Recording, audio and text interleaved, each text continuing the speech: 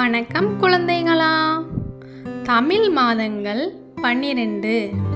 ஒரு வருஷத்துல 12 மாதங்கள் இருக்கு.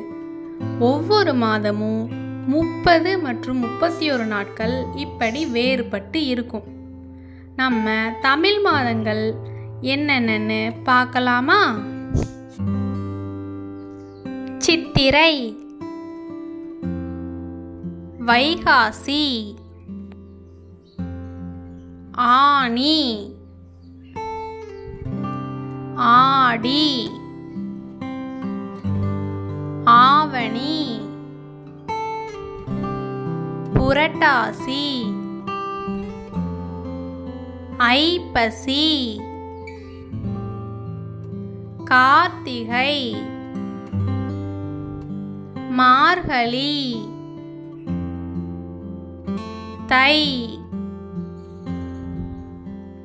மாசி, பங்குனி,